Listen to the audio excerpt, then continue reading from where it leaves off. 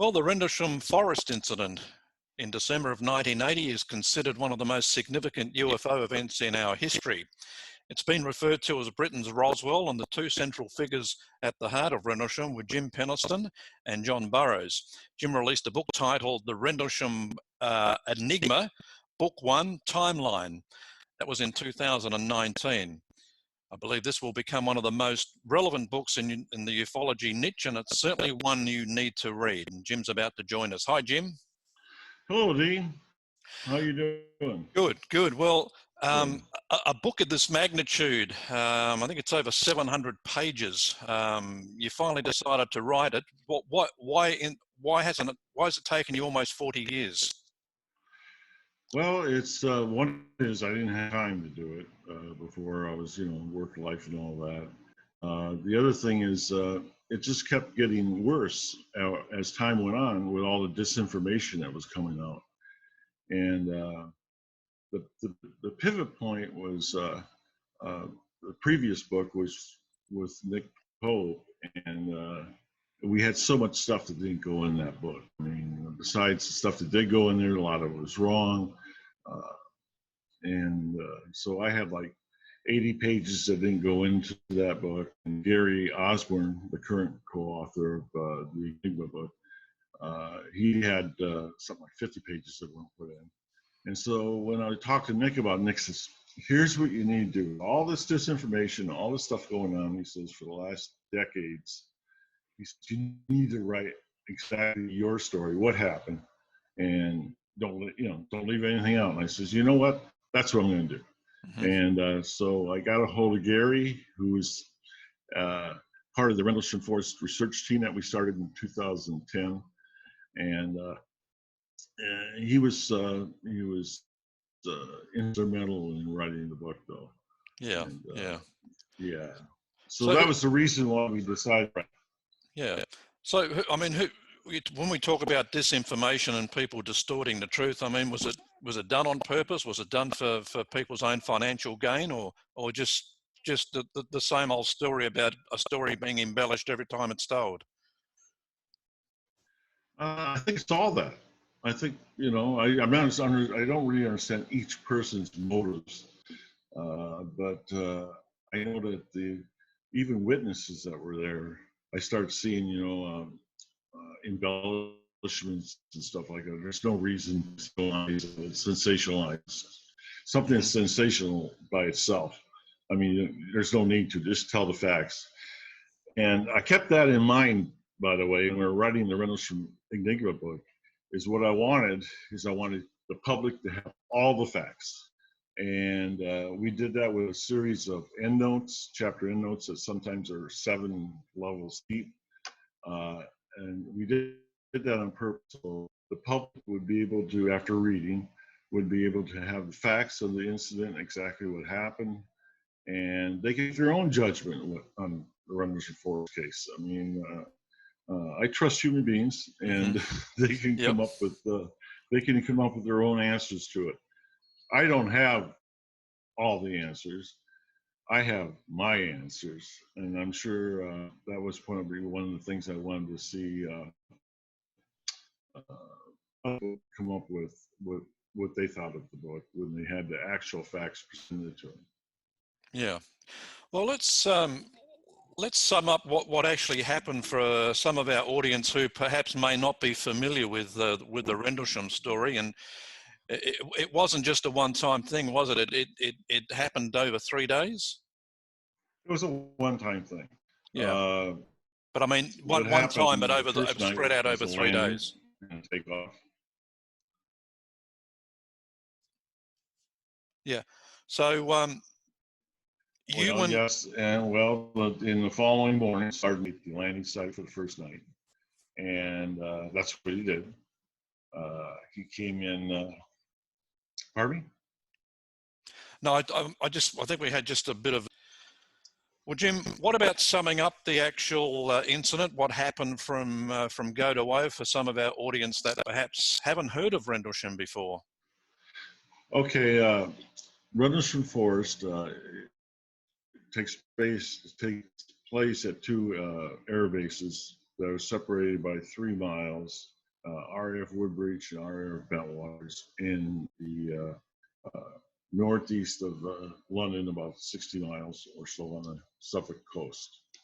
And it was during the height of the Cold War. The twin bases was under U.S. Control, and we had a lease on them for around like 100 years or something like that. And so we had our operations out of main operations out of Bentwaters, a minor operations out of Woodbridge, and I was the flight sergeant in charge of security for Woodbridge that night. And during the course of that, I got notified to go to the East Gate. Talked to Sergeant Steffens, the senior law enforcement patrolman, and they wouldn't brief me on what it was, but they told me to run code 2, and I did, which is lights only. And I got there in about 3-4 minutes, and after arriving, I contacted Sergeant Steffens. He's there with Airman Burrows, and he's pointing it off the woods, and I said, I could see lights in the woods, and that looked like a fire of some kind. And I said, did you see a crash? And he goes, it didn't crash, it landed. And I says, well, landed? I said, well, yeah, the trees are only like 5-6 feet apart. There's no way nothing landed in there. So to make a very long story short, I with the premise of it was an off-base aircraft crash, and when I called the control centers, they confirmed they lost contact with a bogey, 15 minutes earlier over the base. So everything coincided for an emergency situation. We had a status forces agreement then, and we had to have an emergency situation to deploy off base. We had that. The base commander, Conrad, gave us permission to do that. And I assembled with myself and 2 airmen, a security airman and a law enforcement airman. And we deployed off base for the purpose of setting up an entry control point for first responders, like the fire department, mortuary, all that kind of stuff, to help with the recovery of the downed aircraft. And so I get to the part where we're a place where the entry control point, and I was getting radio difficulties. So I put Airman Kabanzak, the airman. He's the only other guy besides myself that had a radio. I said, you're going to help relay whatever I have to CSC, Central Security Control, our control center. And he said, okay. And so myself and Airman Burrows, who owns another group, like base entry, gate guards, stuff like that. As we proceeded, at a point in time after entering the woods, I seen that it wasn't an aircraft downing. So I terminated the security option for downed aircraft. I could not receive Central Security Control, but I still transmitted. Either Kabanzak could transmit it, or hopefully they heard me. And just because I wasn't receiving them means that they weren't receiving me. That was the premise. And so I implemented a hand situation, which is a security situation that possibly could cause harm to a priority A, B, or C resources, which we had on the bases. That's our war-making ability on the base. And then I came up back over a berm. There's a flash of light. I get off the ground, and this flash of light, this encompassing light, dissipates on down, and what is sitting above the forest floor is a craft, a triangular craft, unknown to me, not very big, in a small clearing. And so the investigation of that craft, and I had taken pictures up to that point. There was physical problems, that I was experiencing because I was within 10, 15 feet of the craft at that time. And as I got that close, some of the physical things that were happening. There's static electricity, obviously, and my skin, my hair, my clothes, stuff like that. And that was constant. But another oddity was my movements of walking seemed labored. If like I was walking a pool of water that was waist deep, I had Wow. that type of effect from it. Yeah. That's all that did. I was out of film. At that time, our cameras only had film. And the camera was with me only for the aircraft crash, by the way. Yeah. And so I did a 45-minute investigation, on the ground. Didn't think I was going to survive. I had to the back rear of me in control point, which is like 50 yards away. 20 yards away this way to the right in the back was Burroughs, and he was not moving, and neither was Kabanzak. So I figured there were casualties or something, or they're just scared to death. I don't know. And so I continued to what was going on in front of me. I mean, the security situation, which I was supposed to do, and recorded everything I could on my notebook. And then as I came back around after a 360 walk around to make it even more spectacular. Oh, by the way, I mean, I can go in a lot of detail about this. I mean, I was looking at things on the craft, things that would make an aircraft fly. It had nothing. It was void of intakes, exhausts, But you were able to touch the craft as well. Yes, on the 360 walk around.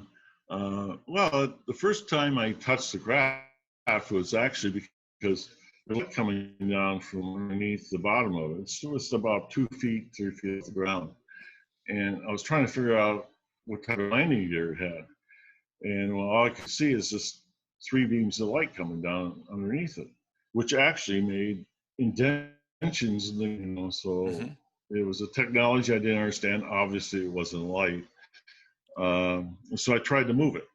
Like if you had a car out there in the middle of the woods, a car would budge, an inch or a half inch or something like that. You get a little movement.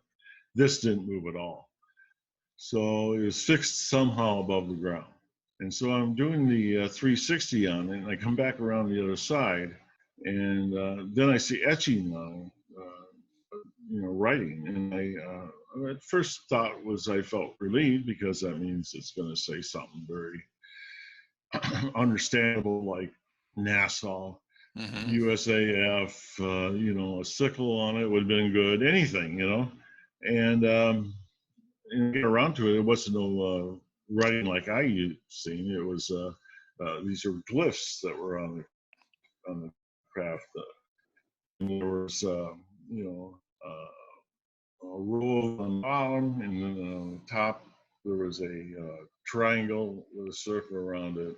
And so I had wrote down that stuff in my notebook. Went back around. At that point, I started touching it more because the craft itself was warm to touch. The air temperature was 32 degrees, 33 degrees. So I would say that and this is a guesstimate, I would say that the temperature was 55 degrees, that felt warm. Later, I found out through Sergeant Nevels, who investigated it, that the radiation at that point was 100 times normal beta radiation. Right. So right. He says no. And he told me years later. He said no, it wasn't like temperature because it's with heat. He says because that's what I thought. It maybe from landing or something, from the air or something. Yeah. And he said he says it's that radiation. But the neat thing about radiation was only directly underneath the craft and right there, so it's pretty localized. Was the craft solid in the fact that it had no rivets in it? Was it just one solid outing? It was black opaque color craft. There was no riveting, nothing like that. Completely smooth. I call it like in appearance. It was metal of something. I don't know. It was very smooth though. So when I came back around, I'm feeling that, because it was very smooth. And aircraft don't have that type. No. skin. And, those glyphs, and so after touching the smoothness of the craft, you put your hand across to the glyphs. The glyphs felt etched, meaning it went from very smooth, like glass feeling, to like sandpaper. Okay, and so I was fascinated by that. But what really fascinated me was the one that was centered and it was above all the other ones, and the glyph stretched out maybe arm's length, 3 feet, 4 feet, like that. And anyway, this is the one above it. I'm just touching that one. When I touched that one, I had nothing but blinding light. I mean, I use the term light because I don't know what kind of technology it was, but that's what it appeared to be, and it best describes it. And during that process, one's flashed from me, and the rest of it was just white light. And then I gained my senses, and all I did was just lift my hand off, and it completely stopped. The reason I say it wasn't light is because I immediately had my night vision.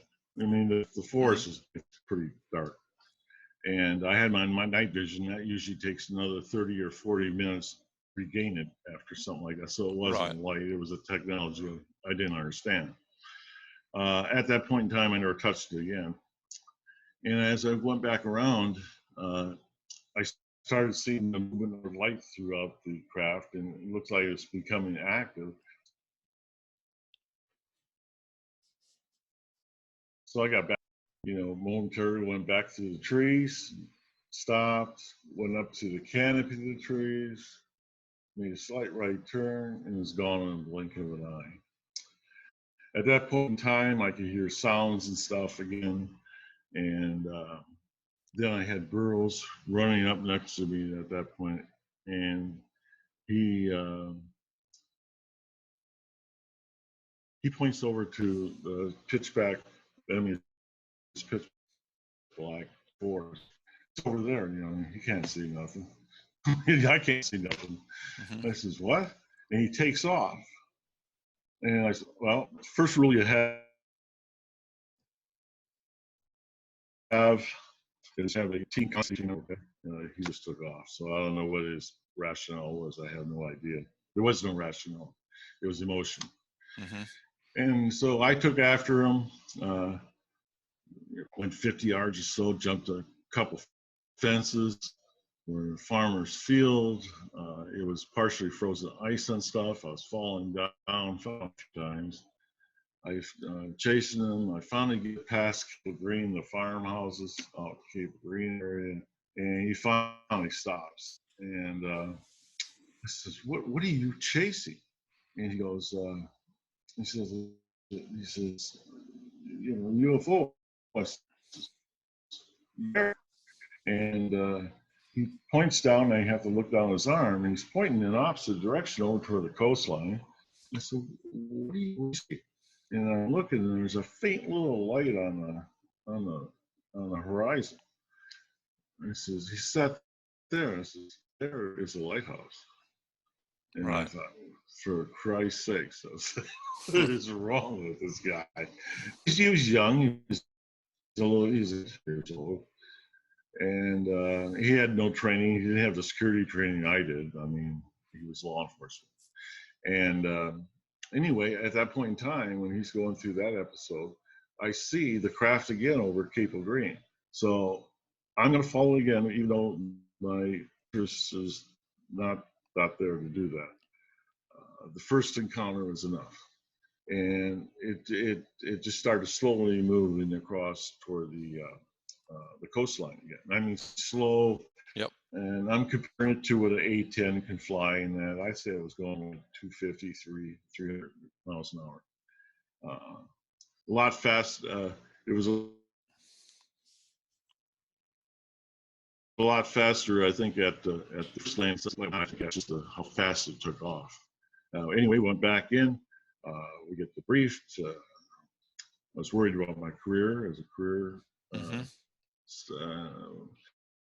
One of the things I came up with to best describe my sanitized report to Captain Verano, security police captain, who was debriefing us, was craft unknown. One of the words that was acronyms you never used in the Air Force was UFO. That was a career end. So, and that's pretty much the Rendlesham Forest incident. Yeah. On the ground. The briefing afterwards, after you'd reported it and received a visit by, well, I mean, people are calling them the Men in Black. I mean, they're obviously, you know, government agents or whatever. How scary and intense was that? Not scary. It wasn't scary at all, actually.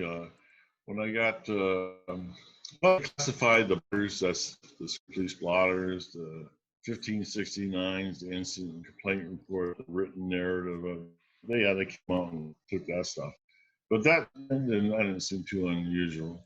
I did get a call, you know, on the following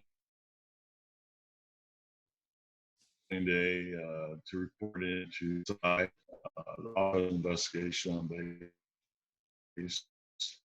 And I figured, well, there's instances like 8 of them or 9 I knew. And they said, well, we got a couple of guys, you know, they were suited, they were in suits.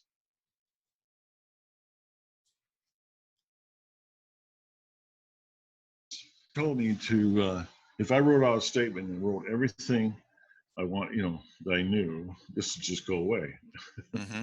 I said, great, that works for me. And so I did that. And so I'm waiting for him to type it up. It was handwritten, 4 pages, legal paper. You know, I wrote it all out. I wrote everything down because I wanted to go away. And when you come back with it, they only had about, you know, this much of a page, single line typed. I'm like, wow, that's consolidated. They said, what we want you to do is read this, and this is, and memorize it. And I said, okay. And he said, this is what you're going to tell anybody who talks about this incident from this point on. I said, it's like who? He said, whoever, the base commander, wing commander, whoever, anybody asks about it. He says, this is an active investigation right now, and that means that they're in charge, these people. I said, okay. And that's all pretty much standard procedure too. I mean, as far as investigations, I said, okay. So I memorized it, and that's actually the start of the cover-up. I guess I was part of it, you know, but I was following orders. Yeah. How long after that time were you able to speak about it, you know, at any length? 1993, 13 years later, when I retired from the Air Force, they gave me the non-disclosure, you know, agreement about, you know, classified plans, nuclear weapons, all that stuff. And I says, there's nothing on here about, I said, about RF Bentwaters. I says, you know, and I told the guys how processing me, I says, can you check on it to see if that's classified yet? And he says, sure. And so I gave him the dates, the name of the base, and he said, okay, we'll have to stop processing, he says, until we get a word back then. I said, okay. So I went home, and so later he calls me. He says, yeah, he said, I got an answer back, come on in. I says, great. So I go on in, and I says, okay, what was the answer? He says, nothing classified happened that day, so therefore nothing is classified about anything, something like that. I went, what? I says, give me a copy of that. So I get a copy of that. I go, okay, nothing's classified. It was top secret. That's what they told me. And I treated it like that. And I go, okay, so nothing classified. So I'll take a copy of that. And so that's why I'm talking about it. That's why when Halt, as a matter of fact, when Colonel Halt, he had retired a year or two earlier, he told me, all of them, yeah, I had to add into you know, to say there wasn't classified. I says, because, you know, I apparently can talk about it. He said, yeah, he said, I had the same thing. He did the same thing. So I said, oh. So means the Air Force is telling him nothing happened at the dates in question. Nothing Yeah. happened with me. So that's why we're talking about. Otherwise, I don't know why they wouldn't keep it classified, because I'm going to be talking about today. Yeah. Let's talk about the binary code. How long after the incident did that come to you? Okay, well, I seen it, the ones and zeros immediately with the light. But I went home. I lived about 20 miles away, and did other stuff during the daytime. It became night the following morning, and I was trying to go to sleep. It might have been 12 o'clock, 1 o'clock in the morning. I still couldn't sleep. I couldn't sleep because I kept seeing the ones and zeros in that in a mind's eye. Mm-hmm. And so I'm thinking, geez, I'm probably having a really bad breakdown or something here for this trauma of this event or something. I was pretty worried. And anyway, I finally get up, and I was thinking about, maybe I should go to the base hospital, but that's not going to end well either. What do I tell them? I tell them that I had a expressive unknown origin, and then I go home and I'm seeing ones and zeros. It wasn't going to work. I mean, they would have relieved me of duty and probably. So I'm looking through my notes because I have some belief of what's going on. I guess it's all trauma driven, and I was thinking, I close my eyes a second. I said, I think I can write down. So, the only paper I had was notebooks. So I flipped to the back of it where I had a lot of pages in it. And I started writing, 0, 1, 1, 1, 0, 0. And when I did that, I felt better. I felt Like a relief, okay. yeah.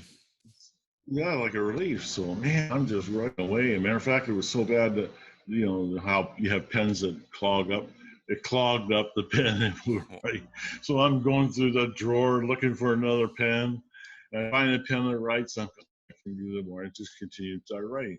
I went as far as I could. I wrote down 16 pages in the notebook. And I just finally, I couldn't see them no more. And I stopped, and I felt great. So you knew when to stop writing. Yeah, I couldn't see the ones and zeros anymore. Wow. Yeah, and I felt great. That was, God, I think I dodged a bullet here. I think I might be all right.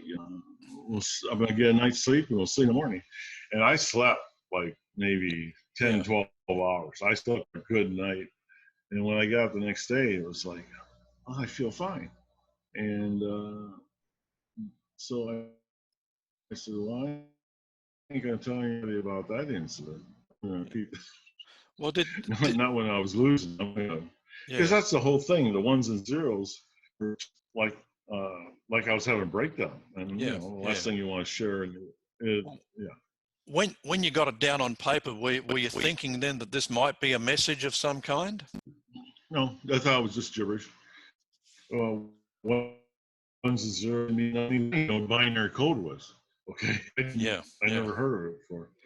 Matter of fact, I didn't find out what binary code was until we're doing a shoot in 2010 out in Phoenix, and Linda Moulton Howe's there, Burroughs is there, and we're doing it for Prometheus Pictures.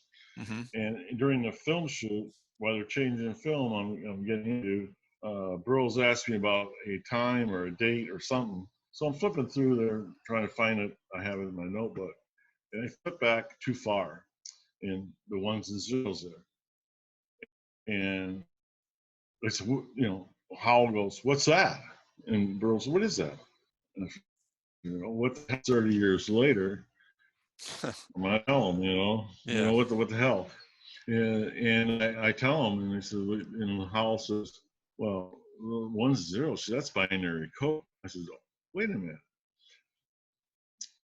Linda and I did helped her with a book. I was a contributor on a book she did in '95, and she took part of my hypnosis from '94, which I went in for a disorder. You know, my doctor did it, and she took hypnosis, and in there it talked about, you know, binary code. But until that point in 2010, I didn't even know what binary code was. Yeah. So, and I'll tell you what, it wasn't for Linda Moulton Howe, and it wasn't for John Burroughs. I'll guarantee you that binary wouldn't be out today. Wow. Who suggested deciphering it, and when did you do it? Immediately, I said, no, let me think about it.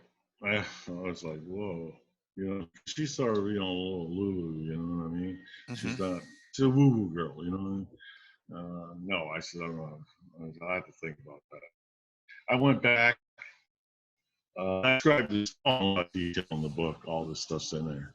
I went back to Illinois from Arizona, and I thought about it. But I get a call from the producer, Kim Sharon.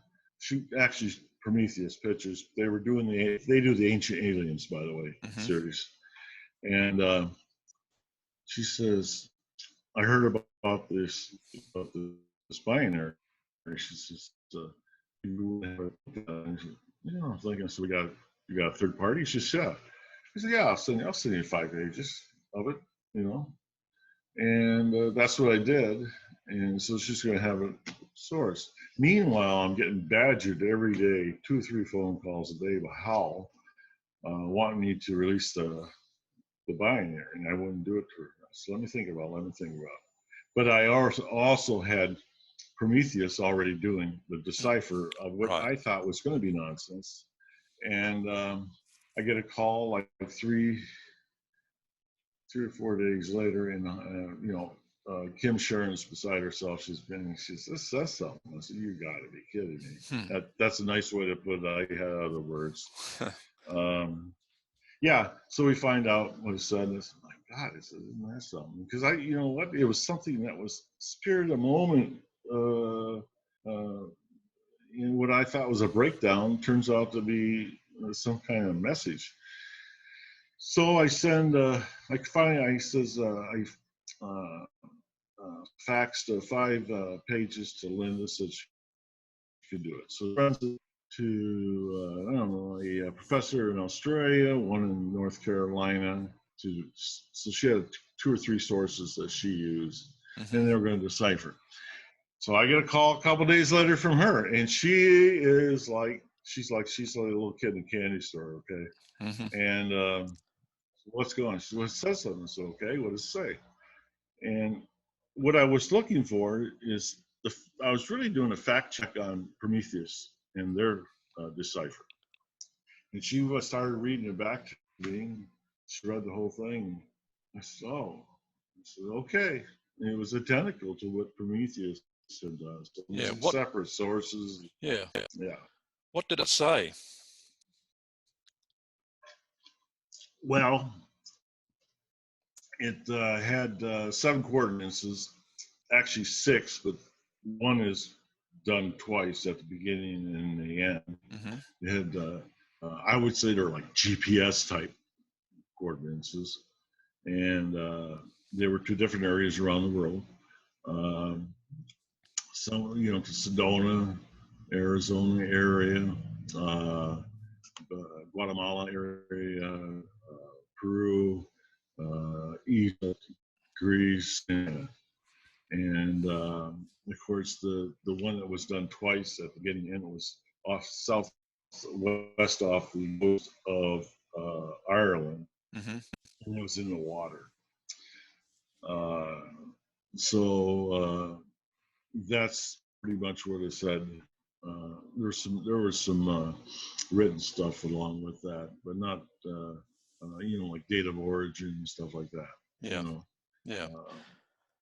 I was going to ask you, because we've talked a bit about you know, the uncanny ability of Hollywood to produce sci-fis that have eerie similarities to a lot of the events that have happened over the past 70 years. So we're kind of wondering you know, how many Hollywood producers or directors are actual experiences themselves. And there was a movie that they made probably 5 or 6 years ago called Knowing, maybe even a bit further, with Nicolas Cage, and it was about a young girl receiving a whole bunch of ones and zeros, and then it was put in a time capsule and dug up 50 years later, and apparently what it did was predicting future disasters. And the ultimate one at the end, of course, was the big solar flare that burnt the Earth up. I'm thinking, you know, that's eerily Well, yeah, similar to that. it's a lot of Hollywood movies that came out since that incident. Boy, I can't remember the name of the movie. There's one with where there is binary code and stuff, and it's about time travel. You know, Yeah. Travel. I mean, there's a lot of stuff. The other thing is, I've seen also even storylines, even with ancient aliens, would be part of what happened at Rendlesham. And Kim told me this. I met with her just last summer, not this last summer, 2019 in California, and we talked about that, matter of fact. And yeah, there's just a lot of unknowns there. But you're probably right. I mean, there probably are a few people that are involved in writing that takes those experiences and, you know, films out of them. Yeah.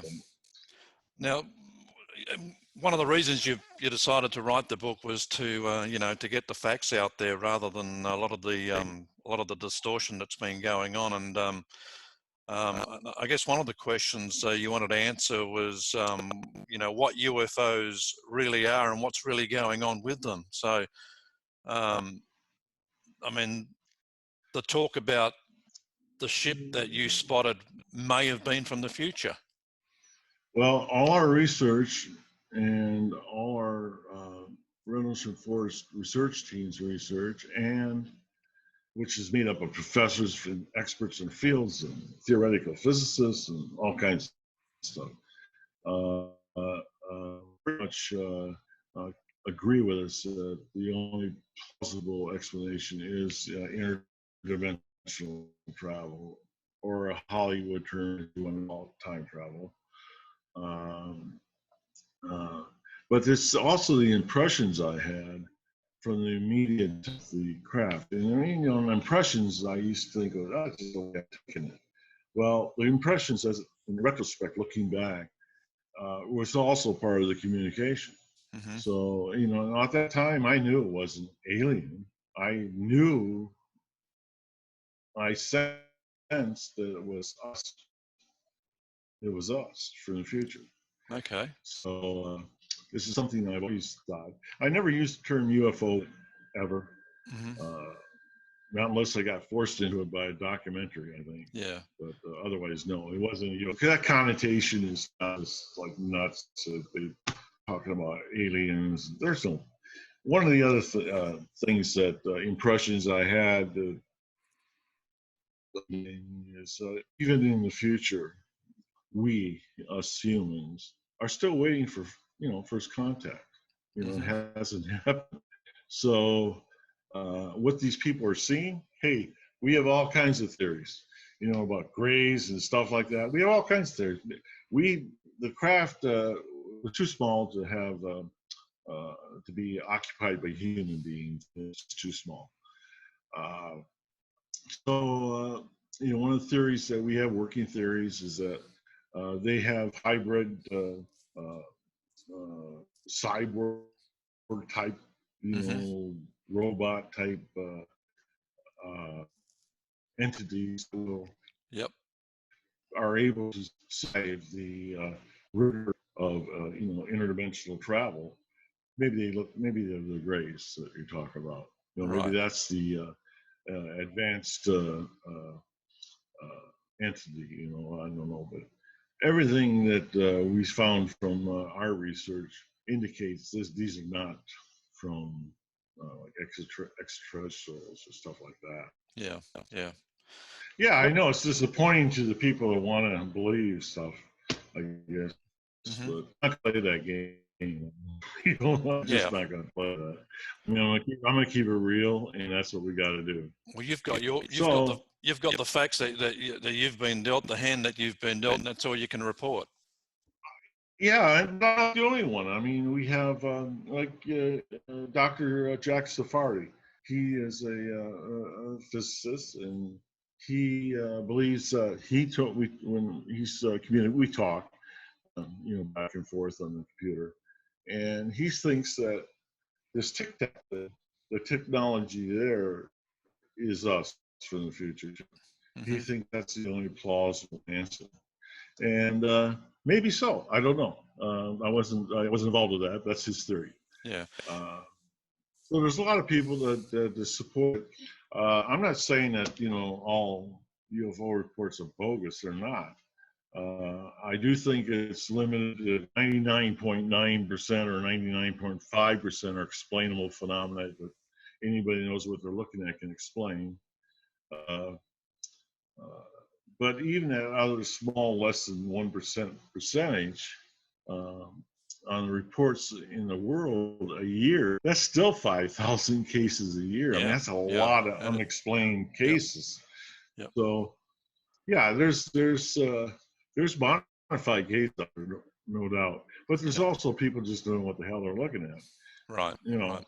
Well, the most recent one I got is like I must have had 50 people send stuff to me by email and messages over that blimp in New Jersey. New Jersey, yeah, a couple of weeks ago. Yeah, I mean, well, yeah, and they said the first one I get, I didn't know about it. I go, and or dirigible, I'd call it. And they said, no way. And all of a sudden, a couple days later, it comes out. It's just that people don't know what the hell they're looking at. So what they do is they let their emotions take over, and it's what they want to see. And Jim, it's a shame. Do you think the government knows what's been going on and they've been keeping things from us? I think the government has. The government's pretty general. There is. It's known within certain. I would say unacknowledged special access programs, which just pretty much means that it's a special access program. Then if you get a subcontractor looking at it, it makes it unacknowledged. So there's no way to actually presidents or Congress, or you can't see it. It's pretty well hidden. I think that's what you call a black department. Right. And I think they know. I think they, especially from my meeting with the former CIA analyst, Kit Green, in our 2-day meeting, I was my attorney, by the way. His thoughts, they're trying to reverse engineer it, the whole thing, so they think there's one thing they're concerned about is propulsion. They want to know how they think they can identify through reversing, looking at contactees' brains through a MRI. They think they figure out the actual year of origin or where they come from. Maybe that's the starting point. He was telling me all kinds of stuff, which I cover in chapter 8, I believe it is, the colloquium in the book. That's one of the most. It's one of the most fascinating chapters in the book, Jim. I mean, I was kind of mesmerized by that chapter, and the meeting with Kit Green was one that you were pretty suspicious about there. Right. Yeah, Burroughs had bought a Cook Island. I mean, he went and visited in Phoenix, and of course our attorney was there too. And the attorney stepped out of the room, and when he came back in, I mean, Burroughs had his shirt off, and he's getting ready to get a blood test. And what are you guys doing? And he stopped. He tells me all this stuff. I go, oh yeah, there's something wrong there. I said, you know what? I don't know if there's such a thing as a former CIA analyst. I wondered. Right. You Right. know, and my attorney said the same thing. He says, I don't know either. He says, why after all these years, and this is like in 2013, I believe it was, Mm-hmm. they contacted us again, 14. Why? Well, because Green told us. Green told me anyway. He says, I asked that question. He says, well, we're looking at a group of 8 scientists. We're working, you know, as subcontractors under the government. He said all that, and he says, he says, we're looking at these 50 people that had direct contact. He says, it seems like there's a part of the phenomenon is at the certain distances, the way whatever your mind is preconceived to see, you see. It's part of the self-defense or cloaking of the Mm-hmm. actual object itself. And the closer you get, he says, the more you see what it is. And he says, he says, we're right there. He says, we feel that there was no, but you seen it for what it was. And I said, okay. And of course, Burroughs was 20 some feet away, which is still close. And there's no reason why he can't describe everything about it either. And I said, okay, well, here's what we want to do. He offered me a really nice offer. He offers me, if you turn over, if you make me your doctor, release that. He says, I will go ahead. You do an MRI on you. We'll send you to Stanford research. We'll have you do DNA blood testing. He went into all this stuff. And I said, what do I get on the return? He says, what do you want? He says, money? I said, no. I said, just asking what's the purpose? What does this do? He said, well, you value humanity. I went, oh yeah, Mm-hmm. it's a lot of work for humanity. He says, with this any medical condition, he said, we can get you probably 100% disability with VA. I said, oh, is that right? I said, I'll give you a call on that. I never called him back. I was like, what the hell is that about? This guy's trying to bribe us, bribe me anyway, and it didn't work. Right. So basically wanted to use you as a lab rat? Pretty much. I mean, that's what it sounds like. He says that they can do this imaging in anywhere in your brain. He says what has happened in the past, it's left a signature within. Are you okay? Because you look frozen. No, I'm good. I'm good. Okay. Yeah. So let's some type of the signature, and that's one to look at. And I went, so you want me to sign everything away, right? So you get all VA records? I said, no, that ain't gonna happen. And that's what I did. So I never did let it call them back up, but I'm not, what it is, they're trying to buy you, and I can't be bought. I mean, Yeah. that's just the way it is. I was fascinated. I'm not rich. I buy. I'm not rich, but I live comfortably. I don't need that kind of stuff. I was actually fascinated when I think you started talking about the survival rat of the people that they were using.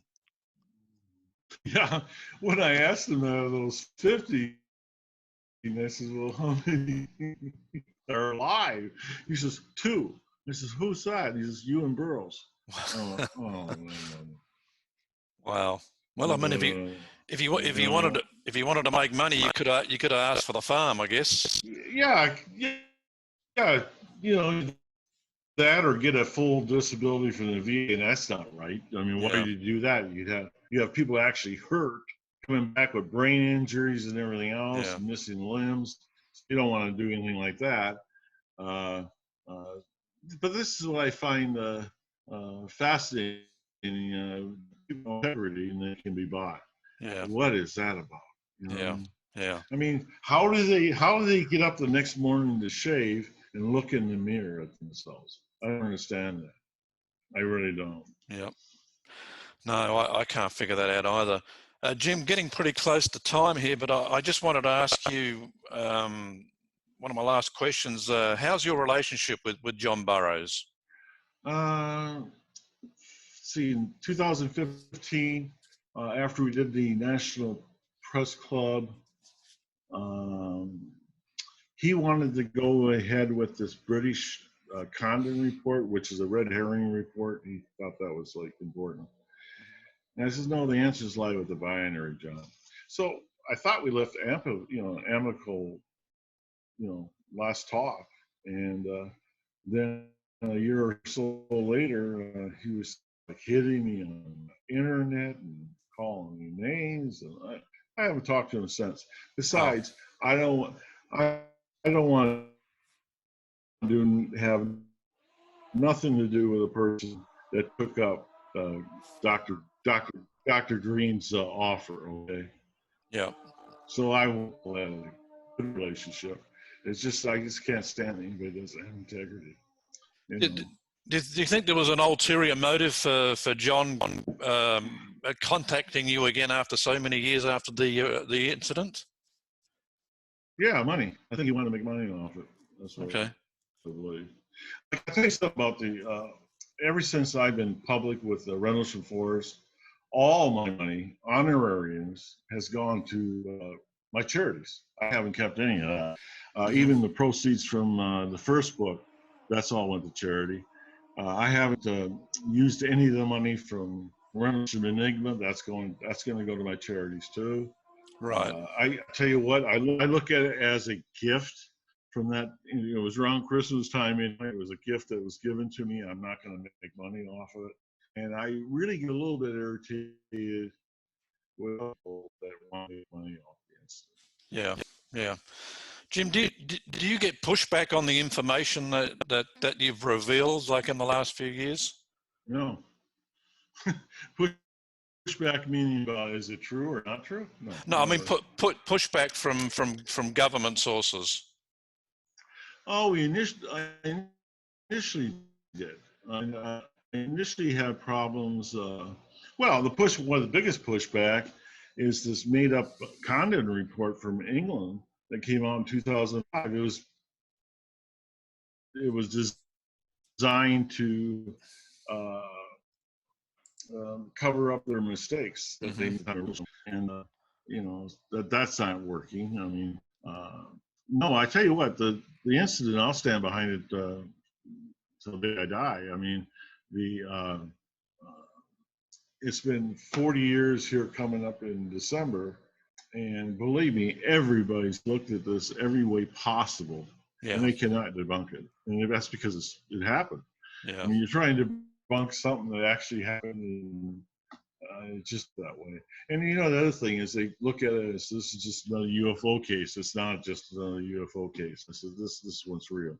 Yeah, you talk about debunking. I mean, the Rendlesham incidents. I think it was a lot harder to debunk than even Roswell. I don't know about Roswell. I tell you what the Rendlesham had. I mean, we got so much physical evidence. We have so many people. I mean, we were working at least that night on both bases.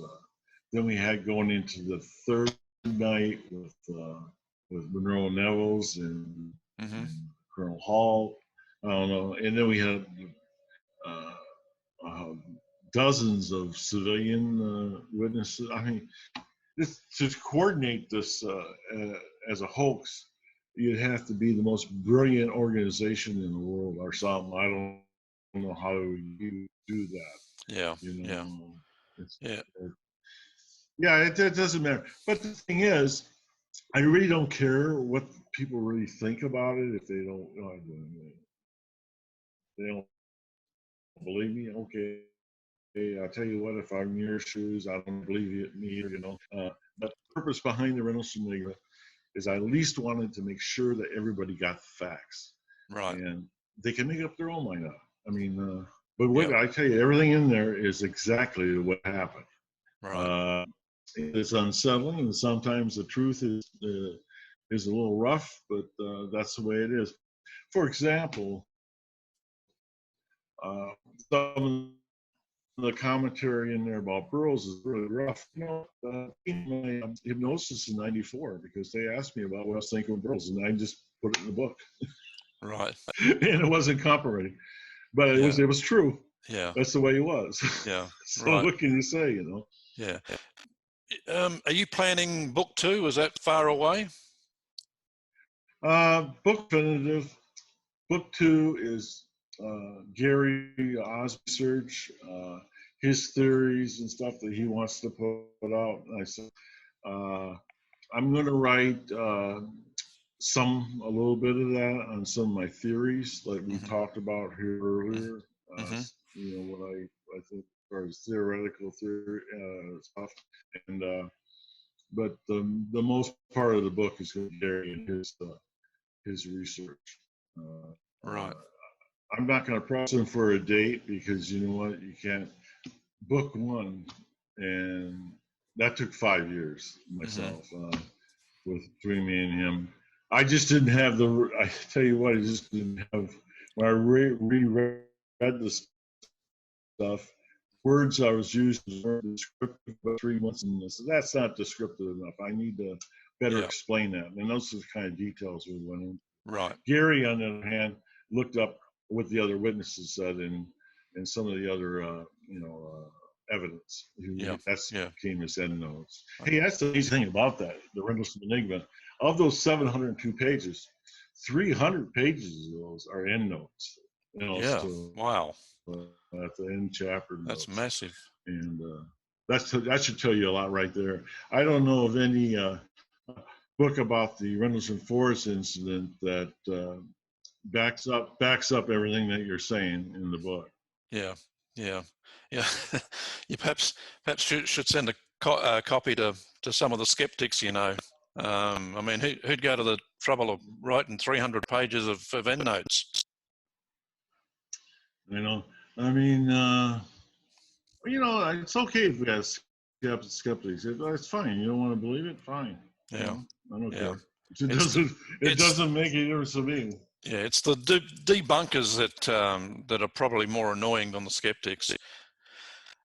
Jim, what I find that I get mainly email from readers that have similar type events, and sometimes because there's only stuff that I know, and they actually come up with it themselves, from their own experience. I go, that's a real experience there, and I should take note of it, and I do sometimes.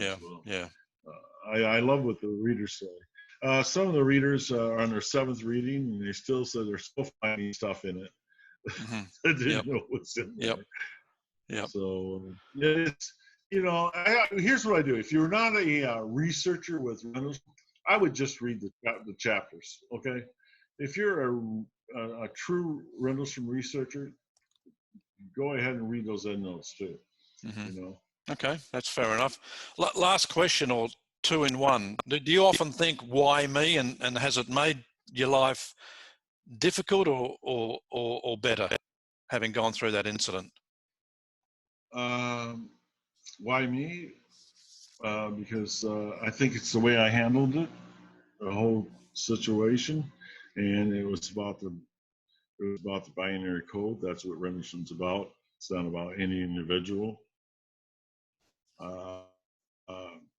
If I had a choice, when I picked a Christmas or a New Year's schedule back in 1980, I would have picked the New Year's schedule instead, and wish I wasn't involved.